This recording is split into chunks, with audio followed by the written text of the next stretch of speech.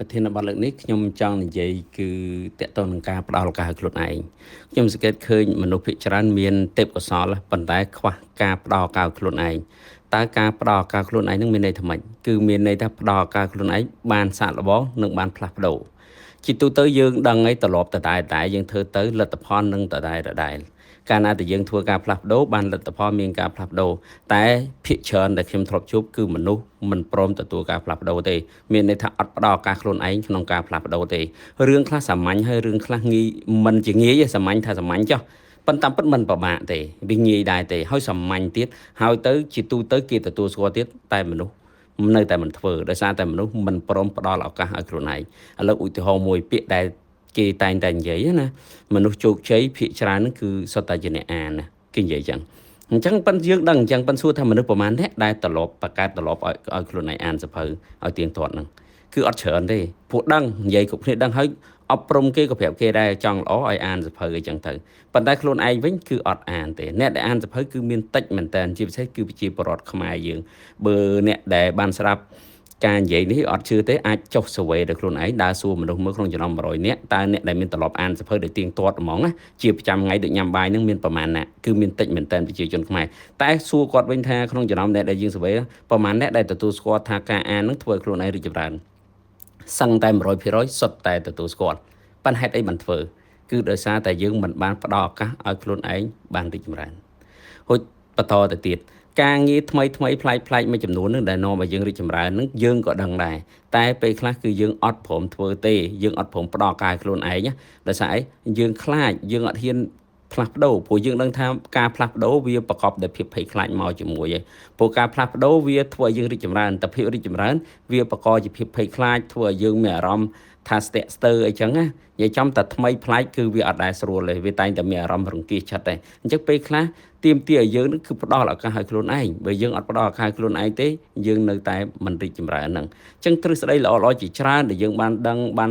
បានរៀនបានធ្លាប់ឮអីគេប្រាប់អីចឹងណាល្អមែនតើអញ្ចឹងបើយើងបានដឹងហើយអ្វីដែលយើងត្រូវធ្វើនឹងគឺផ្ដល់ឱកាសខ្លួនឯងដើម្បីឲ្យយើងនឹងបានអនុវត្តទ្រឹស្ដីទាំងអស់ហ្នឹងរហូតយកវាទៅជាទម្លាប់ប្រចាំជីវិតដែលនាំឲ្យយើងឈានទៅរកភាពរីកចម្រើនរួចគោលការណ៍ច្រើនណាស់ដែលគេបរៀនយើងនឹងឲ្យយើងយល់ប៉ុន្តែយើងអត់ព្រមផ្ដល់ឱកាសអញ្ចឹងខ្ញុំចង់ជំរុញនិងលើកទឹកចិត្តទាំងអស់គ្នាឲ្យផ្ដល់ឱកាសខ្លួនឯងបើដឹងថាអ្វីដែលល្អផ្ដល់ឱកាសខ្លួនឯងក្នុងការធ្វើវាទៅហើយព្យាយាមធ្វើវាឧទាហរណ៍ដូចជាយើងដឹងថាលំហាត់ប្រាណធ្វើឲ្យយើងល្អអញ្ចឹងយើងផ្ដល់ឱកាសខ្លួនឯងព្យាយាមធ្វើលំហាត់ប្រាណពេលខ្លះទៅវាអត់ទៀងទាត់ទេវាអាចម្ដងនៅពេលដែលយើងមានទឹកចិត្តអញ្ចឹងណាហើយដល់ពេលទឹកចិត្តយើងចុះយើងនឹងចុះវិញប៉ុន្តែខ្ញុំចង់និយាយថាម្ដងហ្នឹងយើងព្យាយាមធ្វើវាបានប៉ុណ្ណាយកប៉ុណ្ណឹងសំខាន់គឺយើងផ្ដល់ឱកាសខ្លួនឯងក្នុងការសាកល្បងក្នុងការធ្វើព្រោះធម្មតាទេតើរឿងល្អវាមិនមែនជាងាយស្រួលធ្វើទេព្រោះរឿងល្អមិនងាយស្រួលហ្នឹងបានមនុស្សដែលទទួលបានលទ្ធផលល្អហ្នឹងក៏មិនសូវសម្បូរដែរដោយការសន្សំទ្រព្យចឹងមិនមែនជារឿងងាយអញ្ចឹងបានអ្នកមានអត់សូវសម្បូរប្រហែលទេអញ្ចឹងយើងត្រូវដឹងកន្លែងហ្នឹងវាត្រូវតែមានការលំបាកអញ្ចឹងយើងត្រូវទទួលស្គាល់ការពិតយើងត្រូវចេះចង់និយាយថាយើងទទួលស្គាល់ការពិតមួយគឺអ្វីក៏ដោយល្អគឺវាអត់ស្រួលហ្មងទេអញ្ចឹងយើងកុំចង់បានអាល្អឲ្យស្រួលទៀតអាហ្នឹងវាធ្វើឲ្យយើងមានអារម្មណ៍មួយថាវាបង្កជាបញ្ហាដល់ខ្លួនឯងឥឡូវឧទាហរណ៍មួយចង់សម្រកទម្ងន់បើយើងចង់សម្រកដោយរបបអាហារនិងការហាត់ប្រាណចំណាយពេលយូរហើយហត់ប្របាទៀតតែកែសម្ផស្សលឿនឬក៏ប្រើថ្នាំដែលវាអត់ល្អអីចឹងលឿនតែសួរថាលទ្ធផលមកវិញវាមិនដែរវាធ្វើឲ្យយើងមិនស្រួលវាវេទនាអញ្ចឹងណាឥឡូវឧទាហរណ៍មួយទៀតយើងចង់ទិញសម្ភារៈទំនើបមួយសម្ភារៈថ្លៃអញ្ចឹងណាបើយើងសំលុយទិញយូរតែបើយើងចងការប្រាក់គេទិញលឿនមែនតែសួរលទ្ធផលវិញមិនដែរបើយើងសំលុយខ្លួនយើងទៅទិញតែតាមសមត្ថភាពរបស់យើងអត់វេទនាទិញហើយគឺយើងអត់វេទនាហ្មងតែបើសិនជាយើងចងការប្រាក់គេយកមកទិញយើងនឹងវេទនាត្មងព្រោះដោយសារអីហានិភ័យកាលណាយើងអត់មានលុយបង់ឲ្យគេអញ្ចឹងគេហានិភ័យនឹងការរឹបអូសឬក៏ត្រូវបានគេទារលុយផ្សេងវាធ្វើឲ្យយើងមានសម្ពាធផ្លូវចិត្តអីចឹងណាឃើញយើងត្រូវតែដឹងអញ្ចឹងយើងត្រូវហ៊ានផ្ដល់ឲ្យខ្លួនឯងនឹងអភិវឌ្ឍខ្លួនឯងឲ្យសមទៅនឹងសមត្ថភាពទទួលយកអ្វីដែលយើងទទួលយកបានដូចជីមរ៉នអញ្ចឹងលោកគ្រូតាជីមរ៉នគាត់និយាយថាភាពជោគជ័យទឹកប្រមាណហ្នឹងវាកើតចេញពីការទាញយកស្រូបទាញពីខ្លួនយើងអញ្ចឹងយើងអត់ចាំបាច់ស្វែងទៅរកភាពជោគជ័យទេគ្រាន់តែធ្វើឲ្យយើងមានភាពអស្ចារ្យធ្វើឲ្យយើងមានភាពប្រសើរឡើងចង់និយាយថាធ្វើឲ្យយើងរីកចម្រើនឡើងយើងនឹងតាក់ទាញភាពជោគជ័យទៅតាមកម្រិតរបស់យើងអញ្ចឹងម្នាក់សិតតែជោគជ័យគ្រាន់តែជោគជ័យទៅតាមកម្រិតខ្លួនឯងអញ្ចឹងបើយើងចង់បានប្រសើរយើងត្រូវតែផ្ដល់ឱកាសខ្លួនឯង អភិវឌ្ឍខ្លួនឲ្យបានរីកចម្រើនឡើងដើម្បីទាក់ទាញភាពជោគជ័យទាំងអស់ហ្នឹងចូលមកក្នុងជីវិតយើងហើយបើយើងអត់អញ្ចឹងទេយើងទៅរកភាពជោគជ័យហ្នឹងហ្មងអាហ្នឹងដូចខ្ញុំនិយាយមុនអញ្ចឹងយើងចង់បាន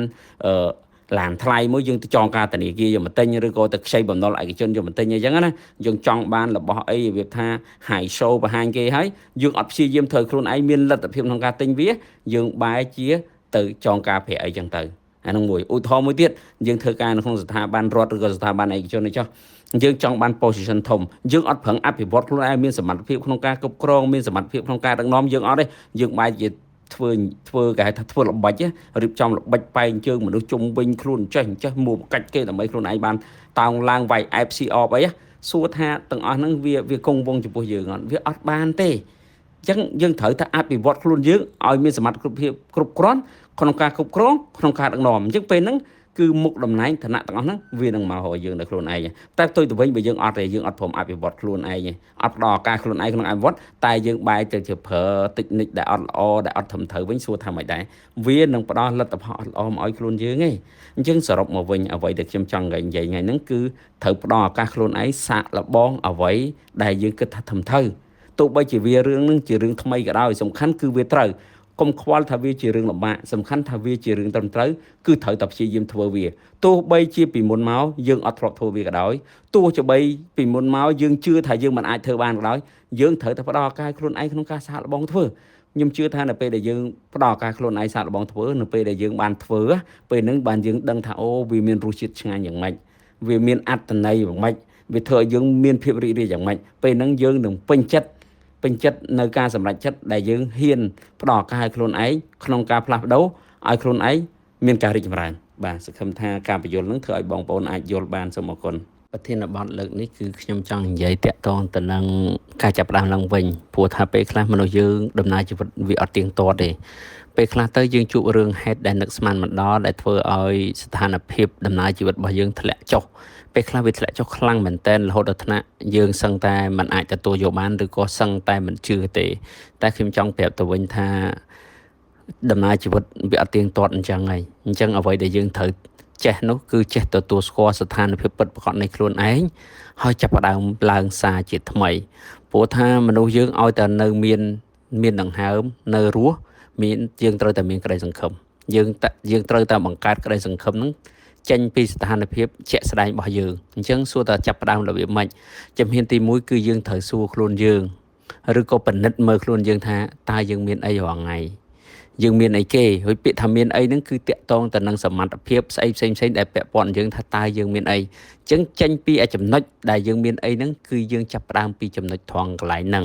ព្រោះម្នាក់យ៉ាងហោចណាស់ក៏មានបទពិសោធន៍ហើយនឹងចំណេះដឹងដែរតែបើសិនជាយើងអត់ទៀតអញ្ចឹងអ្វីដែលយើងត្រូវធ្វើគឺត្រូវទៅរៀនឧទាហរណ៍ថាយើងចាប់ផ្ដើមចំនួនមួយចុះយើងបរាជ័យធ្លាក់ខ្លួនខ្លាំងយើងមិនដឹងធ្វើអីទេស្អីក៏យើងគ្មានដែរអញ្ចឹងជំហានដំបូងដែលយើងត្រូវធ្វើហ្នឹងគឺយើងត្រូវទៅរកការងារធ្វើសិនឲ្យស្របទៅនឹងជំនាញដែលយើងមានស្វែងរកការងារធ្វើមួយសិនទៅពួកមនុស្សយើងតែយើងអត់ធ្វើអីទាំងអស់យើងអង្គុយស្ងៀមមកកន្លែងវាធ្វើយើងកាន់តែ stress កាន់តែតបប្រមល់អញ្ចឹងដើម្បីអាចទៅចាប់ផ្ដើមឡើងវិញបានជំហានមុននឹងទៀតគឺយើងត្រូវទម្លាក់ចុះឲ្យអស់គេហៅថាទម្លាក់ ego ទម្លាក់របៀបថាជាអញហ្នឹងជាខ្លួនអញវាអស់ចាអញនឹងពិសេសហ្នឹងទម្លាក់ចោលឲ្យអស់មានន័យទទួលស្គាល់ស្ថានភាពខ្លួនឯងបច្ចុប្បន្នថាឥឡូវយើងធ្លាក់ចុះហើយយើងអត់មានអីអញ្ចឹងយើងត្រូវ start ឡើងមកវិញចាប់ផ្ដើមពីដំបូងដូចក្មេងនិស្សិតដែលទៅរៀនចប់ឬក៏យុវជនដែលទៅរៀនអីចឹងណា start គឺអត់ខ្វល់ពីអតីតកាលគឺចាប់ផ្ដើមឡើងមកវិញហ្មងជាមួយនឹងបាតដៃទទេនឹងព្យាយាមឲ្យខ្លាំងដើម្បីឲ្យខ្លួនឯងមានសមត្ថភាពហើយរៀបចំឡើងវិញនៅអ្វីដែលជាទម្លាប់មិនល្អរបស់យើងឧទាហរណ៍របៀបចាយវាយរបៀបក្នុងការសម្រេចចិត្តបទពិសោធន៍អាក្រក់ពីមុនដែលនាំឲ្យយើងបរាជ័យនឹងយើងយកវាជាមេរៀនដើម្បីក្នុងដំណើរជីវិតថ្មីនឹងធ្វើឲ្យយើងប្រសើរឡើងអញ្ចឹងកំឡុងពេលហ្នឹងយើងត្រូវតែចាប់ផ្ដើមជាមួយនឹងក្តីសង្ឃឹមហើយរីករាយជាមួយនឹងដំណើរជីវិតឡើងវិញកុំទុកសោកកុំអីព្រោះมันខ្វះទេអ្នកដែលធ្លាប់ធ្លាក់ខ្លួនបរាជ័យបាត់បង់ការងារបាត់បង់ក្រុមហ៊ុនបាត់បង់លុយកាក់គឺសុទ្ធតែមានតែអ្នកដែលអាចក្រោកឡើងវិញលុះត្រាតែនឹងមានផ្លូវចិត្តល្អមានការតស៊ូមានការជឿជាក់ហើយយល់ពីដំណើរធម្មជាតិនៃជីវិតថាអូជីវិតវាតែងតែមានឡើងវាតែងតែមានចុះសំខាន់ឲ្យតែនៅដកដង្ហើមបានតែរក្សាសុខភាពខ្លួនឯងបានល្អហើយខិតខំឡើងវិញអញ្ចឹងតើតើយើងខិតខំឡើងវិញបាន ban dương tự hụi hồi bây dương ọt phần thơ ấy tê dương bạt thực chất ọt thực khâm chân cứ chọp ấy tầm nào chỉ vật nó cứ chọp một cái là dương bạn thực chất dương lên tầm một ấy phần thêm trong việc tha vì ọt tiền thì cho ca tới dương chập đam lang vẫn cứ ban là o mình tên mà phô đ sái dương bà chạy chở này chân dương đăng ngay tha mua là hết ấy để nó mà dương bà chạy chân mua là hết ấy để nó mà dương bà chạy đó dương nâng chụp thơ về tiền này phô dương đăng cho bà hay nè để chập đá chở là bà chạy để sao mình đăng ta hết ấy để nó mà bà chạy nè để thọp bà chạy hỏi mình xây gì bà chạy tiếp phô đăng hồi chạy anh đang priệp đôi chỉ ta con lan mũi ta quạt bạc cắt phơi đại đằng cái lục lẹ chẳng ta cái nào quạt bạc nhoi nhoi cứ quạt đằng là thẹn cái lục nó quạt chạm cái lại nóมีcái lục mùi từ mà cái lại tiết thẹn cái lục một tiết quạt đằng tiết cái lại nó cái lục mùi đó bác du men tên lên chọn cái lục phô đăng ở hay chẳng đo cái lại na cái lục đằng cái lại na thử kích đằng cái lại na thử và thôi là bên ấy cứ đăng được hành chân đầm này chỉ vật dương có đôi khi đại chẳng ca khóc con ca ấy nắng vì chỉ mê riêng chỉ vật mùi vì chỉ bọt vì sao chỉ vật rồi có ai thay vì chỉ bọt chỉ vật muối đại thơ dương mình ca flap đầu trong nước khinh cái lại nắng trong sớm mai từ khối bị đầm này chỉ vật bạc luôn ai kinh chẳng này ca bị chuẩn non riêng diploma nắng tung hai chỉ một hay năm chiều một nắng nhưng bờ lỏng thề cả nắng đã xa ta lên game chọn ọt com riêng không ấy ọt che đó chứng bờ lỏng có thề tới chứng bữa sớm mai từ chuẩn non nắng bữa sinh chỉ ọt miếng ca thề mà đong tương tế nhưng hai chỉ ọt nhẹ luôn đấy nơi ta chỉ sơ một chung riêng việc tha cầm đò rố quá nè ai tha cầm đò thế nè chỉ sơ bữa tua bên cái hai tha tua bật tọt bật xòm được không cha pu ọt sơ khó mấy tam tận na lang thế nè lên kiêng ấy đập bê thề mà đong nắng máu cứ chân trong chập ram đăng luôn mong tha ôខ្លួនឯងខ្សោយដល់ថ្នាក់ហ្នឹងណាអត់បានចាប់អារម្មណ៍ដឹងសោះថាខ្លួនឯងខ្សោយដល់ថ្នាក់ហ្នឹងសកម្មភាពដែលខ្លួនឯងធ្វើថ្ងៃសុទ្ធតែជាសកម្មភាព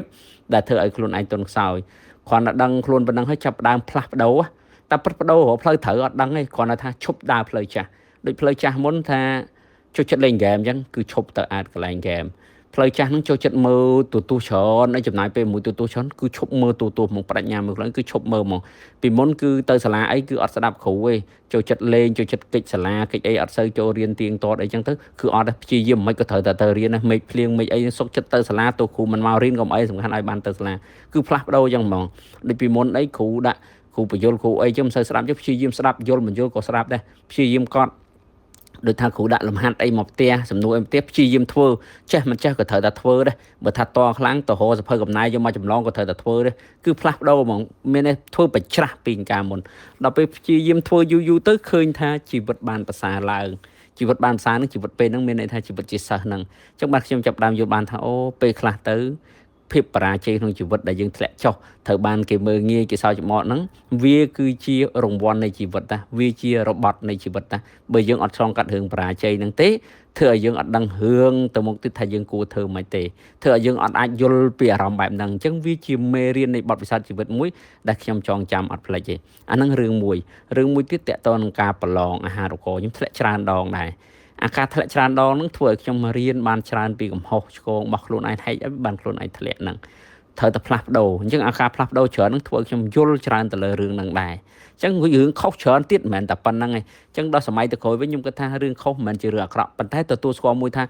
ពេលភ្លាមអាពេលដែលយើងទទួលការបរាជ័យភ្លាមយើងពិបាកទទួលយកពេលហ្នឹងគឺយើងមានអារម្មណ៍ថាពិបាកទទួលយកមែនតើយើងតែងតែមានអារម្មណ៍ថាយើងអន់ណាយើងធ្លាក់ខ្លួនយើងក្រោកឡើងវិញមួយយើងគិតថាចប់ហើយពេលហ្នឹងប៉ុន្តែពេលវេលាកន្លងផុតរាប់ឆ្នាំទៅបានយើងដឹងថាអាហ្នឹងសុទ្ធតែជារឿងល្អអាចថាជា gift ជាអំណោយ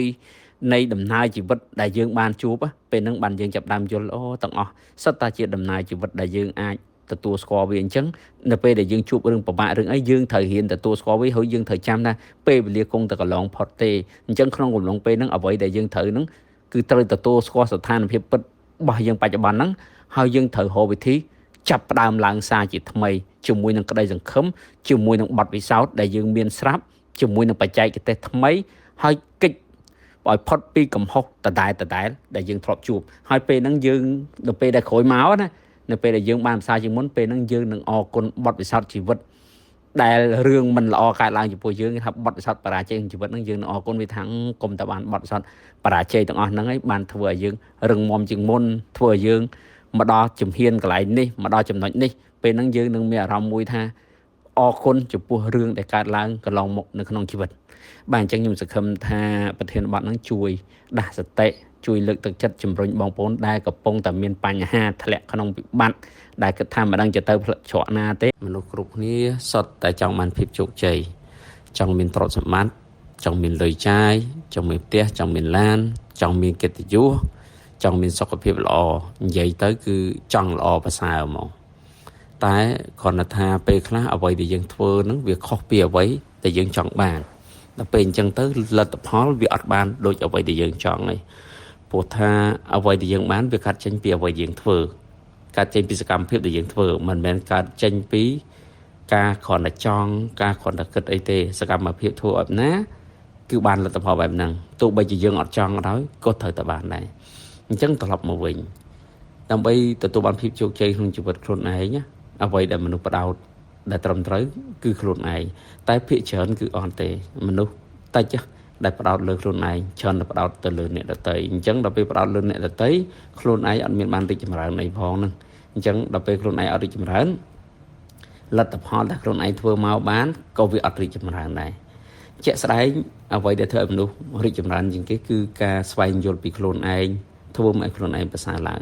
ព្រោះក្នុងដំណើរជីវិតហ្នឹងយើងជួបរឿងហេតុច្រើនណារឿងអត់គប់ចិត្តរឿងខកចិត្តអីផ្សេងទាំងអស់ហើយនឹងចំណេះដឹងផ្សេងទាំងអស់យើងរៀនសូត្រមកតែជាទូទៅយើងអត់សូវបានយកវាមកអនុវត្តនៅក្នុងខ្លួនយើងទេយើងច្រើនតែច្អល់ទៅអ្នកដទៃយើងច្រើនតែចង់កែតម្រូវអ្នកដទៃយើងច្រើនតែចង់ទូមានអ្នកដទៃតែយើងអត់សូវអប់រំខ្លួនឯងអត់សូវកែតម្រូវខ្លួនឯងទេយើងអត់ដែលបានសិក្សាពីកំហុសខ្លួនឯងទេមានរឿងរ៉ាវកើតឡើងលើកណាឲ្យតែពាក់ព័ន្ធមកយើងខួរក្បាលយើងច្រើនតែព្យាយាមរកកំហុសតម្លាក់ទៅអ្នកដទៃថាមកពីអ្នកនឹងចែកតែយើងកម្រនឹងគិតមកថាតើខ្ញុំខុសអីតើខ្ញុំអាចរៀនសូត្រអីពីរឿងហ្នឹងតើខ្ញុំអាចធ្វើឲ្យខ្លួនឯងប្រសើរឡើងយ៉ាងម៉េចក្រោយពីចាប់រឿងហ្នឹងទៅគឺតិចមែនតើសូម្បីតែពេលអានសភៅក៏ដូចគ្នាដែរភាគច្រើនមនុស្សអានហើយច្រើនថាអូអ្នកនោះធ្វើខុសអ្នកនេះធ្វើខុសអ្នកនោះអត់គួរធ្វើអញ្ចឹងទេបើអញ្ចឹងអានហើយដើម្បីបានទ្រឹស្ដីយកទៅប្រាប់គេថាអូគេធ្វើចែកដើម្បីផ្សាយចែកតែអត់សូវយកទ្រឹស្ដីទាំងអស់ហ្នឹងយកអប់រំខ្លួនឯងទេឬក៏អានទៅចាប់ដើមធ្វើការពិចារណាមកខ្លួនឯងវិញអូរៀនទ្រឹស្ដីហើយបាត់នឹងថាខ្ញុំអត់ត្រូវកន្លែងនេះខ្ញុំខុសកន្លែងនេះខ្ញុំត្រូវតែធ្វើខ្លួនឯងប្រសើរឡើងចែកចំណុចហ្នឹងអត់ត្រូវខ្ញុំត្រូវធ្វើចែកដើម្បីប្រសើរឡើងវិញគឺកម្រមែនតើយើងច្រើនតែអានហើយដើម្បីថាចាប់ហនអ្នកតីអប់រំអ្នកតីថាឲ្យអ្នកតីអីចឹងដល់ពេលអញ្ចឹងសួរថាខ្លួនយើងធ្វើមិននឹងរីកចម្រើនយើងអត់រីកចម្រើនទេអញ្ចឹងដល់ពេលយើងអត់រីកចម្រើនយើងមិននឹងជោគជ័យព្រោះអ្វីដែលយើងទទួលបានវាកើតចេញពីសកម្មភាពហើយសកម្មភាពដែលយើងអាចធ្វើបានវាអាស្រ័យសមត្ថភាពដែលយើងមានហើយបើយើងអត់មានសមត្ថភាពផងយើងមិននឹងធ្វើសកម្មភាពបានប្រសើរជាងមុនកើតហើយធ្វើមិនបានយើងអត់មានសមត្ថភាពបើយើងអត់រៀនផងនឹងខ្លួនយើងបានត្រឹមតែដឹងតែយើងអត់អនុវត្តមានតែយើងអត់បានយកវាមកដាក់ក្នុងខ្លួនយើងផងយើងដឹងនៅពេលដែលយើងគិតដើម្បីនិយាយយើងគិតបានថាអូទ្រឹស្ដីចែដើម្បីខ្លាចអ្នកមានធ្វើចែដើម្បីខ្លាចជាបុគ្គលិកបកាយត្រូវធ្វើចែដើម្បីខ្លាចជាតកែល្អយើងត្រូវធ្វើចែដើម្បីខ្លាចជាមិនល្អធ្វើចែប៉ុន្តែខ្លួនយើងអញចែនឹងយើងអត់ដែរបានតែព្យាយាមក្នុងការធ្វើផងព្រោះអញ្ចឹងយើងមិននឹងអាចទៅជាបុគ្គលទាំងអស់ហ្នឹងយើងអត់អាចទេដូចនិយាយថាគេត្រូវដើម្បីមានគេត្រូវចិនសំលុយគេត្រូវចាយទិញអ្វីដែលចាំបាច់គេអត់បំផ្លាញចេះខ្ជិលលុយទេអត់ចាយលុយតាមអារម្មណ៍ទេអញ្ចឹងតែដល់ពេលជាក់ស្ដែងយើងអត់ធ្វើប៉ុណ្ណឹងវាមិនបានគឺវាអត់បានទេតែយើងអាចអប់រំគេបានស្អីយើងធ្លាប់ឃើញគេសរសេរយើងអានទៅយើងមានអារម្មណ៍តំណងយើងចាំក្នុងចិត្តតែខ្លួនយើងអត់ធ្វើដូចយើងអានសភៅ7 Habits យើងប៉ះ chapter ទី1និយាយពី be productive អញ្ចឹងធ្វើជាមនុស្ស productive អញ្ចឹងយើងដឹងថាមនុស្ស productive គឺយើងច្រើនតែពិចារណាហើយបានយើងបញ្ចេញសកម្មភាពយើងមិនមែនបញ្ចេញសកម្មភាពភ្លាមហ្មងព្រោះយើងគិតពិចារណាតែជាទូទៅយើងអត់ធ្វើផងដល់ពេលយើងអត់ធ្វើផងយើងនៅតែយើងធម្មតាតែយើងប្រាប់គេដល់ពេលគេមកយើងប្រាប់គេថាអ្នកឯងគួរធ្វើចែកបើគេទទួលយកគេនឹងរីកចម្រើនតែបើគេអត់ទទួលយកគេក៏ដូចតែយើងដែរបានតែដឹងដូចតែគ្នាទេតែខ្លួនយើងនឹងមិនបានយើងអត់ទៅមុខយើងអត់ធ្វើផងយើងបានតែដឹងហើយយកទៅប្រាប់គេអញ្ចឹងអានឹងជាកំហុសឆ្គងមួយដោយសារអីយើងអត់ដែរបានគិតទៅលើខ្លួនឯងអត់បានផ្ដោតទៅលើធ្វើម៉េចខ្លួនឯងរីកចម្រើននេះអញ្ចឹងត្រឡប់មកក្រោយវិញនៅពេលណាដែលយើងផ្ដោតលើការរីកចម្រើនខ្លួនយើងនឹងរីកចម្រើនទៅមុខហើយអ្វីដែលយើងធ្វើបាននឹងប្រសើរឡើងខ្ញុំមានបទពិសោធន៍តកតងនឹងការផ្ដោតលើខ្លួនឯងនឹងច្រើនដែរត្រឡប់ទៅវិញសម័យទៅក្រោយ ខ្ញុំគិតពិចារណាជំនាន់ពីមុននៅពេលដែលនៅជានិស្សិតខ្ញុំឆ្លងកាត់ការបរាជ័យច្រើនតែខ្ញុំពិចារណាទៅត្រឡប់នឹងដោយសារវាគ្រាន់តែជាការពិចារណាត្រឡប់ទៅអតីតកាលខ្លួនឯងវិញដើម្បីស្វែងយល់រៀនសូត្របន្ថែមហើយនឹងពិចារណាទៅលើរឿងហេតុផ្សេងទៀតដែលឆ្លងកាត់នោះខ្ញុំសង្កេតឃើញថានៅពេលដែលខ្ញុំប្រឡងអាហារូបករណ៍មានមិត្តភក្តិទៅប្រឡងមួយគ្នាច្រើនណាតែធ្លាក់ដូចគ្នាតែដល់ពេលលទ្ធផលចេញមកខុសគ្នាវាមិនពួកគាត់ភិកច្រើនជំនាន់ហ្នឹងពេលប្រឡងធ្លាក់គាត់មកវិញគាត់បាក់ហ្មងគាត់ថាអូអត់កើតទេចេញចំអត់ចេះច្រើនណាវិញ្ញាសាហិមបាធ្វើអត់កើតទេអ្នកខ្លះថាធ្វើច្រឡំច្រើនណាជប់ប្រឡងគាត់ប្រឡងអត់ជាប់ទេខ្ញុំប្រឡងអត់ជាប់ដែរតែមកវិញខ្ញុំបែរជាគិតខុសវិញថាចំវិញ្ញាសាចេញអញ្ចឹងណាកន្លែងខ្លះយើងច្រឡំប្រហោងច្រើនណាអញ្ចឹងអាកន្លែងណាច្រឡំប្រហោងគួរតែរៀនវាហើយកុំឲ្យចេញឲ្យគាត់ចេញអញ្ចឹងទៀតយើងធ្វើអត់កើតខ្ញុំគួរតែឯកសារតាក់ទងនៅអ្វីដែលអត់ចេះយកមករៀនឡើងវិញប្រឡងលេខទី1ធ្លាក់ស្ទើមេរៀនអីខ្ញុំរៀនហ្នឹងហើយដល់ក្រោយមកទៀតប្រឡងលើក្រោយទៀតធ្លាក់ទៀតខ្ញុំចាប់ដើមមើលទៀតលើកនឹងចេញអានេះទៀតវិញអាខំរៀនឲ្យមុនអត់ចេញអានេះអត់ចេះអញ្ចឹងរៀនអាហ្នឹងទៀតរៀនរហូតតែខ្ញុំសង្កេតឃើញថាវាប្រសើរឡើងមិនចុងក្រោយក្នុងចំណោមមិត្តភក្តិទៅប្រឡងមួយគ្នាខ្ញុំប្រឡងជាប់ពួកគាត់អត់មានអាចជាប់មួយទេព្រោះស្អីគាត់បានបោះបង់បាត់ហើយហ្នឹងអញ្ចឹងដល់ត្រឡប់មកវិញគឺវាតកតនឹងការផ្ដោតមកលើខ្លួនឯងមែនកាលណាយើងអត់ផ្ដោតមកលើខ្លួនឯងយើងអត់បានរៀនអីពីភាពបរាជ័យពីកំហុសដែលយើងសាងឡើងទេប៉ុន្តែពួកគាត់ល្អដែរគាត់តែងតែណែនាំទៅសិស្សបងអូននិងមិត្តភក្តិដទៃថាអង្គួយចែកគាត់ធ្លាក់ទៅសារចែកប៉ុន្តែគាត់អត់ព្រមអភិវឌ្ឍខ្លួនឯងសរុបទៅគឺអត់បានលទ្ធផលដែរអាហ្នឹងគឺគ្រាន់តែជាឧទាហរណ៍ជាក់ស្ដែងមួយដែលខ្ញុំចង់បង្ហាញដូចមានមិត្តភក្តិមួយចំនួនដែលគាត់ធ្លាក់ខ្លួនលងនៅក្នុងបំណុលគាត់មានបញ្ហារ៉ាញ់ធុគឺគាត់ណែនាំយើងបានល្អប្រាប់យើងចែកអញ្ចឹងបើយើងស្ដាប់គាត់ហើយយើងធ្វើតាមកិច្ចជៀសវាងអាកំហុសទាំងឡាយណាដែលនាំឲ្យអញ្ចឹងនេះគាត់ល្អតែគាត់នៅតែធ្វើបើមើលទៅសកម្មភាពគាត់នៅតែធ្វើអ្វីដែលជាកំហុសដដែលហ្នឹងអញ្ចឹងលទ្ធផលរបស់គាត់គឺវានៅតែដដែលនៅក្នុងការងារក៏ដូចគ្នាដែរមនុស្សភាគច្រើនគឺដឹងយល់ថាធ្វើមិនល្អតែអត់ដែលបានកែប្រែខ្លួនឯងឲ្យបានប្រសើរទេព្រោះមនុស្សភាគច្រើននៅពេលដែលមានបញ្ហាច្រើននៅតែលាក់កំហុសទៅអ្នកដទៃអញ្ចឹងបានជាទូទៅខ្ញុំតែងតែសួរនៅពេលមានបញ្ហាខ្ញុំសួរទៅបុគ្គលណាក៏ដោយសួរជួបបុគ្គលណានិយាយគឺសួរបុគ្គលនឹងមុនដំងថាអ្នកឯងមានដឹងថាខ្លួនឯងខុសអីគេអត់តាមពិតសំណួរនេះខ្ញុំមិនដឹងថាគាត់ខុសអីគ្រាន់តែខ្ញុំចង់រំលឹកមួយថាអ្វីក៏ដោយចេញពីខ្លួនយើងមុននឹងចូលទៅអ្នកទៅយើងឃើញខ្លួនយើងថាតើខ្លួនយើងនឹងធ្វើខុសគេយើងពិចារណាខ្លួនយើងមុននឹងទៅបន្ទោសអ្នកទៅគោលដៅនឹងមិនមែនថាចង់ស្ដីបន្ទោសទេគោលដៅនឹងគឺចង់ជួយយ៉ាងម៉េចព្រោះយើងបន្ទោសគេយើងបានអីតែបើយើងពិនិត្យខ្លួនឯងគឺយើងបានរៀនពីកំហុសរៀនពីទំនាស់រៀនពីភាពបរាជ័យហ្នឹងព្រោះមានតែខ្លួនយើងរៀនទេខ្លួនយើងរៀនខ្លួនយើងយល់ខ្លួនយើងទទួលហើយខ្លួនយើងផ្លាស់ប្ដូរដែលខ្លួនយើងប្រសើរឡើងរួចការបន្ទោសទៅអ្នកអតីសួរថាយើងបានអីបើបន្ទោសគេទទួលគេចំណេញគេកែប្រែគេប្រសើររួចចុះយើងបានប្រសើរកន្លែងណាយើងអត់មានកន្លែងប្រសើររឿងដដែលកើតឡើងយើងនឹងធ្វើដដែលទៀតព្រោះយើងអត់បានរៀនពីរឿងហ្នឹងផងយើងរវល់តែបន្ទោសមកពីគេតែទាំងអស់តែខ្លួនយើងគឺយើងអត់ដែលបានរៀនទេអញ្ចឹងជាកំហុសមួយធ្ងន់ខ្ញុំគិតថាកំហុសទាំងហ្នឹងគឺដោយសារតែយើងអត់ផ្ដោតមកលើខ្លួនយើងយកចិត្តផ្ដោតទៅលើអ្នកដទៃព្រោះជាទូទៅហ្មងជាច្បាប់ជាទ្រឹស្ដីនិយាយតាក់ទងនឹងភាពជោគជ័យអ្វីគ្រប់យ៉ាងគឺវាកើតចេញពីខ្លួនយើងផ្ដើមចេញពីក្នុងខ្លួនយើងចេញទៅក្រៅអញ្ចឹងគឺនិយាយថាអ្វីដែលកើតឡើងក្នុងជីវិតយើងណាទោះបីយើងខុសក៏ដោយទោះបីយើងត្រូវក៏ដោយហើយយើងខ្លាចជាជនរងគ្រោះដល់ពិតប្រាកដក៏ដោយគឺសុទ្ធតែផ្ដើមចេញពីខ្លួនយើងបង្កើតឱកាសឲ្យគេធ្វើបាបយើងខ្លួនយើងផ្ដល់ឱកាសឲ្យគេធ្វើបាបយើងខ្លួនយើងទ្រាំឲ្យគេធ្វើបាបយើងឃើញសិតតែខ្លួនយើងអញ្ចឹងយើងសិក្សាទៅយើងដឹងថាធ្វើអញ្ចឹងអត់ត្រូវគេធ្វើអញ្ចឹងបង្កើតឱកាសឲ្យអញ្ចឹងថ្ងៃក្រោយយើងកុំបង្កើតឱកាសបែបហ្នឹងទៀតយើងកុំធ្វើបែបហ្នឹងទៀតទោះបីយើងជាមនុស្សល្អដែរពេលខ្លះគេមកធ្វើបាបយើងគាត់ថាខ្ញុំជាមនុស្សល្អគេអ្នកសាងអំពើអាក្រក់មកយើងអូខេវាជារឿងពិតតែសួរយើងបានអីមកវិញអត់បានអីតែបើយើងចាប់បានគិតថាគេអាចធ្វើខ្ញុំបាបខ្ញុំបានដោយសារអីនេះខ្ញុំធូរលងកន្លែងនេះខ្ញុំខ្វះការប្រុងប្រយ័ត្នឡើងនេះខ្ញុំធ្វើប្រហែលចឹងថ្ងៃក្រោយខ្ញុំនឹងលែងធ្វើប្រហែលកន្លែងហ្នឹងទៀតហើយខ្ញុំនឹងធ្វើឲ្យខ្លួនឯងប្រសើរឡើងអត់ឲ្យគេធ្វើបាបខ្ញុំអញ្ចឹងទៀតទេឃើញទេយើងអាចរៀនសូត្របានដូចក្រុមហ៊ុន Apple អញ្ចឹងគាត់តែងតែព្យាយាមរកកំហុសហើយក៏ជួលគេឲ្យរកកំហុសគាត់ដែរនៅពេលរកឃើញគឺគាត់អភិវឌ្ឍហើយគាត់តែងតែធ្វើការ update software អត់ជប់ហ្នឹងដើម្បីអីដើម្បីដោះស្រាយបញ្ហាកំហុសហ្នឹងបើមិនអញ្ចឹងគឺអត់ទៅមុខទេ ហូចបើសិនជាឧទាហរណ៍ថា Apple នៅពេលណាមាន hacker ណាមួយឬក៏បុគ្គលិកក្រឃើញពីចំណុចប្រហោងដើម្បីវាយប្រហារចូលទៅក្នុងប្រព័ន្ធ system របស់គាត់ហ្នឹងហើយគាត់បែរជាស្ដីឲ្យហៅគេមិនស្ដីឲ្យសួរថាគាត់បានអីមកវិញគាត់បានអីទេត្រូវអត់កំហុសនៅតែកំហុសដដែលអញ្ចឹងថ្ងៃក្រោយគេ hack នៅតែ hack ដដែលហ្នឹងតែគាត់អត់គិតចឹងទេដោយសារតែគាត់ជាក្រុមហ៊ុនដែលមានភាពរីកចម្រើនអញ្ចឹងអ្វីដែលគាត់ធ្វើអត់មានស្ដីឲ្យតែអរគុណអ្នកដែលចាក់គាត់អរគុណអ្នកដែលវាយកំទេច system របស់គាត់បានហ្នឹងពេលខ្លះអាចបដោះជា1000ទៀតហើយគាត់យកចំណុចខ្សោយហ្នឹងយកទៅអភិវឌ្ឍឲ្យប្រសើរឡើងវិញដល់ពេលអញ្ចឹងគាត់ប្រសើរឡើងរហូតអត់ឈប់មកអញ្ចឹងគាត់នឹងរីកចម្រើនអញ្ចឹងត្រឡប់មកគិតលើយ៉ាងវិញមកខ្លួនយើងចង់បានអីគេយើងចង់ឲ្យខ្លួនយើងជោគជ័យមែនទេបើយើងចង់ឲ្យខ្លួនយើងជោគជ័យយើងជប់ចំណាយពេលវេលាកម្លាំងអីទៅបន្ទោសអ្នកដទៃមានរឿងអីក៏ដោយតែគិតឡើងវិញថាយើងរៀនសូត្របានអីរៀនអីខ្លះពីរឿងហ្នឹងរឿងដែលគេធ្វើបាបយើងរឿងដែលគេបំពានយើងក៏ដោយ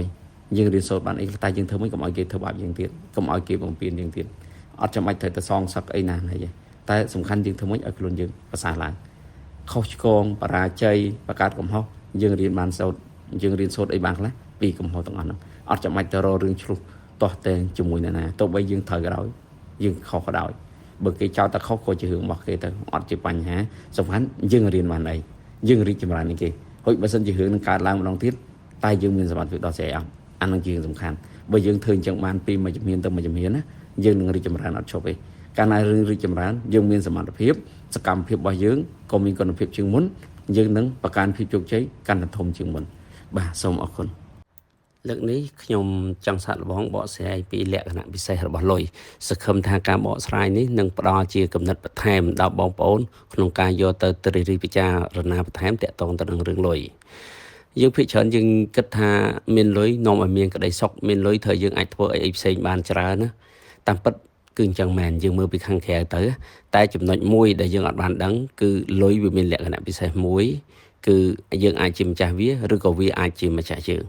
មនុស្សដែលមានសេចក្តីសុខបានលុះត្រាតែគាត់ជាម្ចាស់នៃលុយតែមនុស្សដែលមានបញ្ហាដោយសារតែលុយនឹងជាម្ចាស់របស់គាត់ហើយជាទូទៅចំណុចពិសេសរបស់លុយមួយទៀតនោះគឺលុយតែងតែកើតឡើងនៅពេលណាដែលយើងមានហេតុផលគ្រប់គ្រាន់ក្នុងការប្រើប្រាស់វាឲ្យបានត្រឹមត្រូវអញ្ចឹងលុយនឹងកើតឡើងហើយលុយនឹងបំផ្លាញយើងទៅវិញប្រសិនបើលុយនឹងកើតឡើងមកក្រោមហេតុផលមិនច្បាស់លាស់ក្នុងការប្រើប្រាស់ឥឡូវឧទាហរណ៍ថាយើងអត់ដឹងថាប្រើលុយមកធ្វើអីយកទៅធ្វើអីអញ្ចឹងដល់ពេលដែលយើងមានលុយយើងនឹងយកលុយនឹងចង់និយាយថាលុយនឹងវាជាចវាយយើងវាប្រើយើងធ្វើរឿងដែលមិនគប្បីច្រើនអាចថាលេងល្បែងអីចឹងទៅប្រើប្រាស់គ្រឿងញៀនអីចឹងទៅឬទៅធ្វើអំពើដែលមិនគប្បីអីផ្សេងជាក់ស្ដែងឃើញមនុស្សជាច្រើនណាដែលគាត់បានឈ្នះឆ្នោតបានចំនួនទឹកលុយច្រើនធ្វើឲ្យជោគវាសនារបស់គាត់គឺវិនិច្ឆ័យដូចជាក់ស្ដែងប្រហែលឆ្នាំមុនខ្ញុំធ្លាប់អានព័ត៌មានមួយដូចមានក្មេងស្រីម្នាក់កាលពី6ទៅ10ឆ្នាំគាត់ត្រូវឆ្នោតបានប្រហែលលានដុល្លារ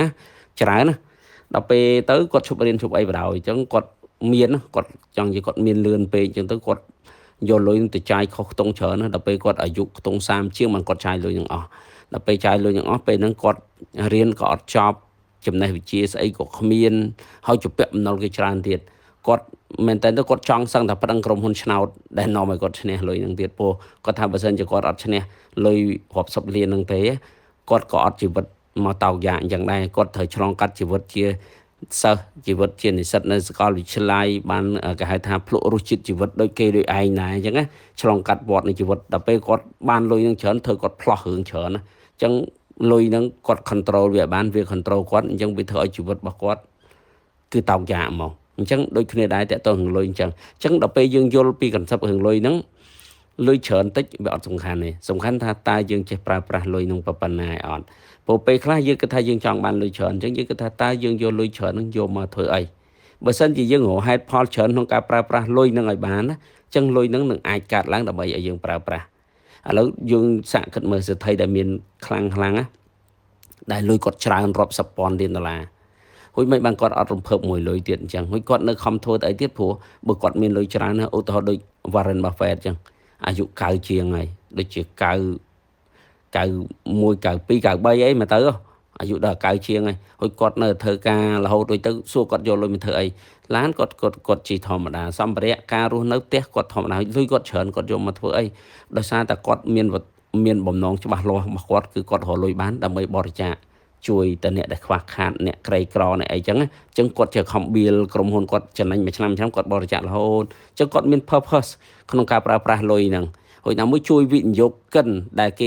េវិនិយោគមួយគាត់នឹងដើម្បីបានប្រាក់ចំណេញអីចឹងណាចឹងវាជាវត្ថុបំណងនៃការប្រើប្រាស់លុយរបស់គាត់អញ្ចឹងគាត់ចេះតែបន្តទៅទៀតសិទ្ធិផ្សេងទៀតក៏អញ្ចឹងដែរគេមានសុទ្ធតែមានវត្ថុបំណងច្បាស់លាស់ថាតើគេបានលុយនឹងយកមកធ្វើអីដូច Jeff Bezos អញ្ចឹងគាត់យកមកបរិយា Amazon នឹងធំទៅបង្កើតការងារធ្វើឲ្យ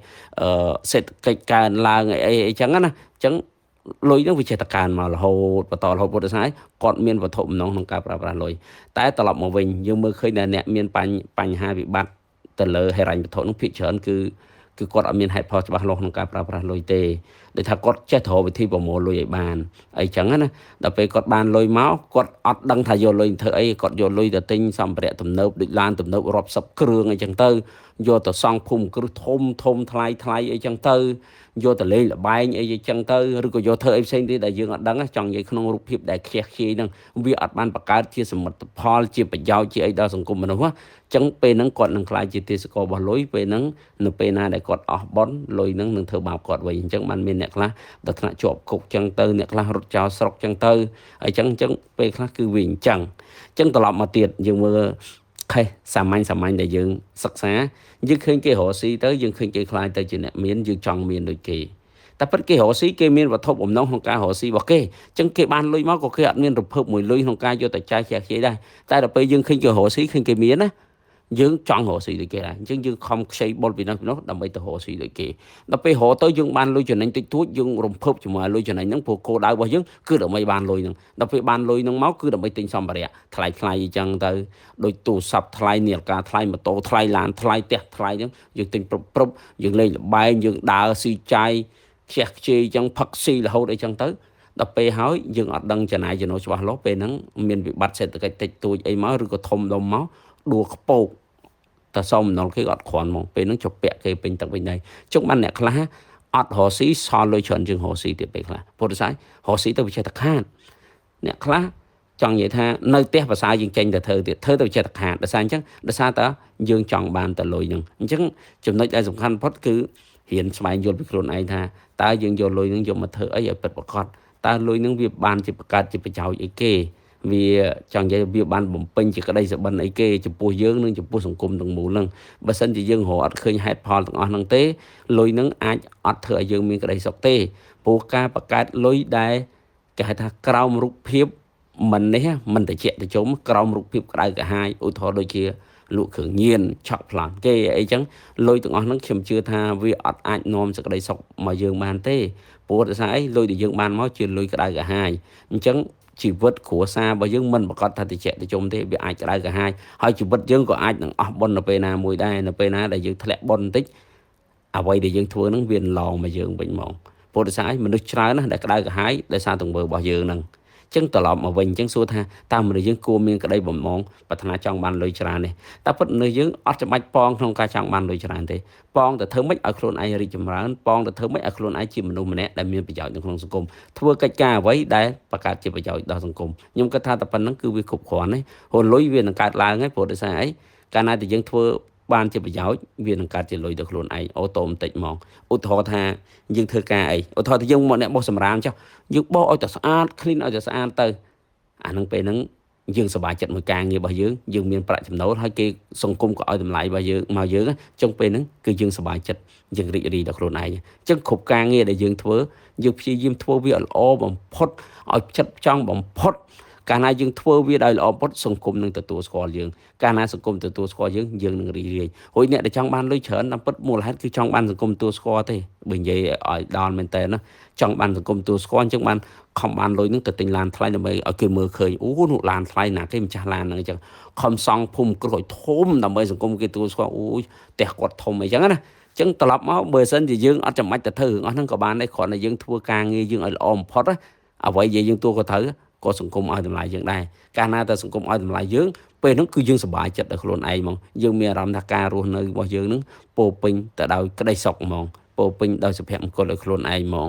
ហើយតើអ្នកទាំងគ្នាអាចយកទៅគិតពិចារណាសង្កេតមើលបន្ថែមមើលថាតើអ្វីដែលខ្ញុំនិយាយហ្នឹងវាមានខុសមានត្រូវកន្លែងណាខ្លះហ្នឹងហើយបើសិនជាខុសតតចោលទៅបើសិនជាត្រូវអាចយកមកទុក ពិចារណាដល់ខ្លួនឯងបាទសូមចាប់នឹងសូមអរគុណធានបទលើកនេះខ្ញុំចង់និយាយតាក់ទងទៅនឹងការអភិវឌ្ឍខ្លួនឲ្យរីកចម្រើនព្រោះខ្ញុំនៅតែគិតថាមានតែការអភិវឌ្ឍខ្លួនឲ្យរីកចម្រើនហ្នឹងឯងដែលយើងអាចបន្តភាពជោគជ័យរបស់យើងបានឬក៏ធ្វើឲ្យខ្លួនយើងកាន់តែប្រសើរឡើងជាទូទៅយើងតែងតែមានបញ្ហាច្រើនយើងធ្វើអីអបបាក់ជោគជ័យបានយូរបានតែរយៈពេលមួយផ្លែតអីចឹងណាយើងតែងតែដួលលំមកវិញបើសិក្សាដល់មែនទៅមូលហេតុគឺដោយសារតែយើងភ្លេចខ្លួនកាលណាយើងជោគជ័យយើងភ្លេចខ្លួនយើងអត់អភិវឌ្ឍខ្លួនឯងបន្ថែមទេអញ្ចឹងដល់ពេលណាមួយយើងដួលទៅឧទាហរណ៍មួយថាយើងជាមនុស្សម្នាក់ដែលបើកហាង buffet មុនគេចោះយើងបើកមុនគេអញ្ចឹងអត់តមានណាចេះធ្វើហាង buffet យើងចេះមុនគេអញ្ចឹងមានន័យយើងចំណេះដឹងយើងសមត្ថភាពយើងខ្ពស់ជាងគេហើយដល់ពេលយើងបើកពុប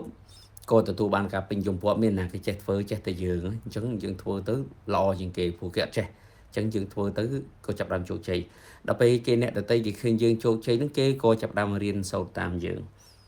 គេរៀនសូត្រតាមយើងយូរគេចេះធ្វើគេធ្វើដំបូងអត់សូវល្អហើយអញ្ចឹងភ្ញៀវនៅតែយើងច្រើនដល់ពេលគេធ្វើយូរទៅគេបន្តអភិវឌ្ឍខ្លួនគេក៏ស្មើយើងភ្ញៀវក៏ចែកតែគេពាក់កណ្ដាលដល់ពេលគេខុសពីយើងត្រង់ថាគេព្យាយាមអភិវឌ្ឍបន្តទៀត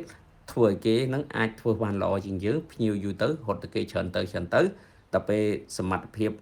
គេដាច់យើងឆ្ងាយគេធ្វើបានល្អជាងយើងដាច់ទៅយូរទៅយើងអស់ភ្ញៀវយើងក៏ដួលលំពេលហ្នឹងយើងក៏ចាប់ដើមបន្តថាយើងអត់មានធ្វើអីខុសទេអ្វីដែលយើងធ្លាប់ធ្វើយើងធ្វើតតែហ្នឹងហេតុអីបានយើងដួលលំតែពិតមូលហេតុខុសគឺដោយសារតែយើងអត់បានអភិវឌ្ឍខ្លួនព្រោះនៅក្នុងអាជីវកម្មតែងតែមានការប្រកួតប្រជែងទីណាមានចំណីតែងតែមានការប្រកួតប្រជែងហើយអញ្ចឹងអាជីវកម្មដូចគ្នាតែគេឃើញយើងធ្វើអីបានហ្នឹងគេធ្វើតាមយើងហើយអញ្ចឹងបើសិនយើងនៅតតែយើងអត់រីកចម្រើនយូរទៅគេនឹងវាយើងហើយយើងនឹងដួលត្មងហើយយើងត្រឡប់ទៅមើលក្រុមហ៊ុនដែលអាយុវែងដែលអាចអភិវឌ្ឍបានយូររីកចម្រើនបានយូរជោគជ័យបានយូរនោះស្អីសារគាត់អភិវឌ្ឍអត់ឈប់ទេគាត់អត់អាចនៅស្ងៀមបានទេគាត់ត្រូវតែទៅមុខរហូតកាលណាតែគាត់អត់ទៅមុខរហូត